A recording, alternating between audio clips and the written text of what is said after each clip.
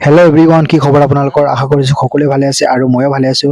আজি আছে মোৰ ওচৰত ভাগিন আছে। ভাগিন মানে ভাগিনা হয়, মানে অনলি ওৱান, একটাই মোৰ ভাগিন আছিলে, একমাত্ৰ। তো বহুত দুৰ্ভাগ্য কথা, মানে কি ক'ম আৰু গাইছ, আপোনালোকে সকলোৱে জানে আৰু কিছুমানে নাজানে। তো জন্ম হোৱাৰ দুদিন পাছতে তাৰ মা ঢুকাই গ'ল, যিহেতু মোৰ মানে বাইদেউ হয়। তো সি ঢুকাই গ'ল, মানে এতিয়া এনেকে মানে ভিনিয়ে আল কৰি আছে আৰু তাৰ পাছতে বহুত এটা দুখৰ কথা। মই যেতিয়া নেকি তাক কলালো, তেতিয়া মানে খুব মনত এটা বেয়া লাগে। আজি যদি তাৰ মা থাকা হেঁতেন, মানে খুব ধুনীয়াকৈ তাক আল কৰিলে হয় আৰু গাখীৰ খোৱালে হয়। আজি চাওক, তাৰ মানে ভাগ্যটোৱে বেয়া বুলি ক'ব লাগিব, যিহেতু আজি তাৰ মা নাই।